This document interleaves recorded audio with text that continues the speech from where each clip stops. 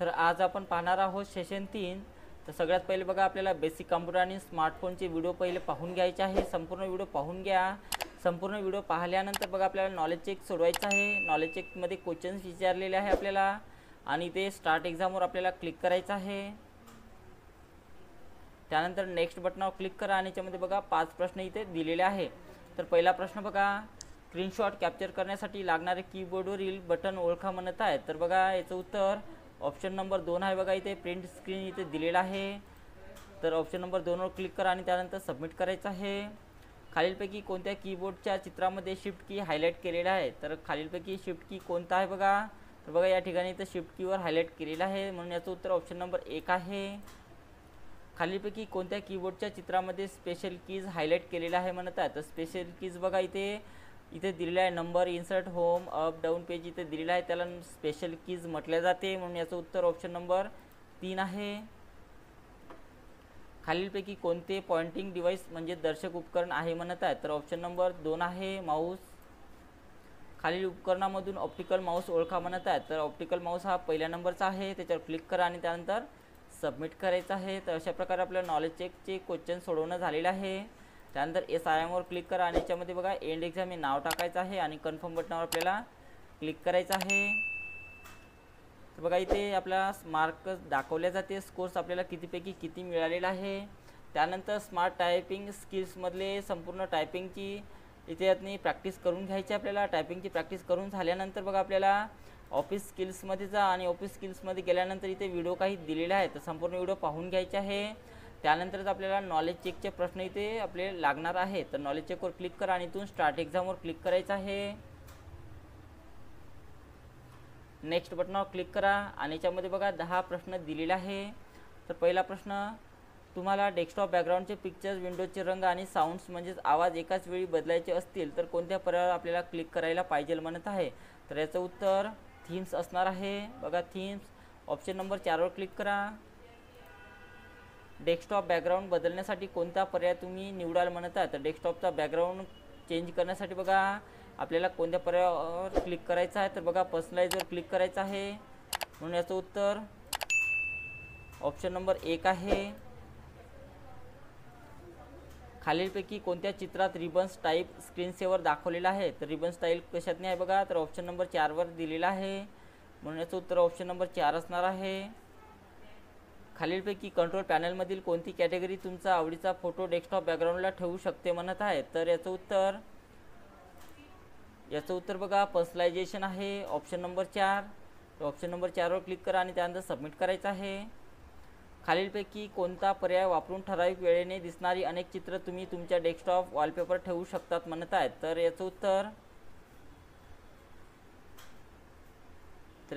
Option number 3 असणार आहे। बॅकग्राऊंडच्या ऑप्शनमधून आपण चेंज करू शकतो। तर ऑप्शन नंबर 3 वर क्लिक करा आणि त्यानंतर सबमिट करायचं आहे। तुमचे चित्र किंवा छायाचित्र यांच्या टेक्स्ट म्हणजे मजकूर समाविष्ट करण्यासाठी यापैकी कोणत्या आयकॉनवर तुम्ही क्लिक कराल म्हणत आहे? तर याचं उत्तर ऑप्शन नंबर 3 आहे। बघा इथे टेक्स्ट बॉक्स दिलेला आहे, तर याच्यातून आपण नाव टाकू शकतो। तर ऑप्शन नंबर 3 वर क्लिक करा आणि त्यानंतर सबमिट करायचं आहे। खाली दिलेल्या चित्रामधून एअर ब्रश ओळखा म्हणत आहे? तर एअर ब्रश कशाला म्हटलं जाते बघा? तर ऑप्शन नंबर 2 मध्ये इथं दाखवलेला आहे एअर ब्रश, तर ऑप्शन नंबर 2 हे त्याचं उत्तर असणार आहे। पेंटमधील कोणती टॅब वापरून तुम्ही फाईल तुमच्या कॉम्प्युटरवर सेव्ह करून ठेवू शकता म्हणत आहे? तर याचं उत्तर ऑप्शन नंबर 1 असणार आहे। इथून आपण फाईलला सेव्ह करून ठेवू शकतो। ऑप्शन नंबर 1 वर क्लिक करा आणि त्यानंतर सबमिट करायचं आहे। त्यानंतर पुढचा प्रश्न बघा, खालीलपैकी कोणता ड्रॉप डाऊन मेनू तुम्हाला शेपची बॉर्डर जाड करण्याची अनुमती देईल म्हणत आहे? तर याचं उत्तर बघा, तर याचं उत्तर ऑप्शन नंबर 2 मध्ये इथे दिलेलं आहे। साईजमध्ये जाऊन आपण त्याची जाडी किंवा कमी करू शकतो, म्हणून याचं उत्तर ऑप्शन नंबर 2 वर क्लिक करा। पेंटमधील ड्रॉइंग मोडचा वापर करून डेस्कटॉप डेकोरेट करण्यासाठी खालीलपैकी कोणता पर्याय वापराल म्हणत आहे? तर कोणता पर्याय आपण वापरू शकतो? तर याचं उत्तर ऑप्शन 3 आहे, सेट ॲज डेस्कटॉप बॅकग्राऊंडवर क्लिक करून आपण ते वॉलपेपर ठेवू शकतो, म्हणजे याचं उत्तर ऑप्शन नंबर 3 वर क्लिक करा आणि त्यानंतर सबमिट करायचं आहे। तर अशा प्रकारे आपले नॉलेज चेकचे क्वेश्चन सोडवणं झालेलं आहे। त्यानंतर SIM वर क्लिक करा आणि त्यामध्ये एंड एक्झाम हे नाव टाकायचं आहे आणि कन्फर्म बटनावर आपल्याला क्लिक करायचं आहे। त्यानंतर आपल्याला शेवटचं सेशन कंप्लीशन टेस्ट सोडवायचं आहे. त्यानंतर स्टार्ट एक्झामवर क्लिक करा. नेक्स्ट बटनावर क्लिक करायचं आहे. याच्यामध्ये बघा 4 क्वेश्चन्स दिलेले आहे. तर पहिला प्रश्न बघा, ॲप्लिकेशन सॉफ्टवेअर हे यासाठी लिहिलेले प्रोग्राम्स आहे म्हणत आहे. तर याचं उत्तर एखादे विशिष्ट काम जसे की माहितीची निर्मिती, तिचे संपादन आणि जतन करण्यासाठी वापरले जाते, म्हणून ऑप्शन नंबर 4 हे ते उत्तर असणार आहे. अँटीव्हायरस प्रोग्राम हे तुमच्या कॉम्प्युटर सिस्टीमचे व्हायरसेस किंवा इतर हानिकारक प्रोग्राम यापासून संरक्षण करतात. हा डॅश डॅशचा प्रोग्रामचा प्रकार आहे म्हणत आहेत. तर कोणता आहे बघा, तर हा युटिलिटीचा प्रोग्राम प्रकार आहे. यातील कॉम्प्युटर संसाधनाशी समन्वय साधणारा, वापरकर्ता व कॉम्प्युटर यांच्यामध्ये एक इंटरफेस उपलब्ध करून देणारा आणि ॲप्लिकेशन रन करणारा प्रोग्राम ओळखा म्हणत आहेत. तर याचं उत्तर ऑपरेटिंग सिस्टीम आहे. बहुतेक वेळा सॉफ्टवेअर या शब्दाला डॅश हा शब्द समानार्थी म्हणून वापरला जातो म्हणत आहेत. तर त्याला आपण प्रोग्राम म्हटले जाते.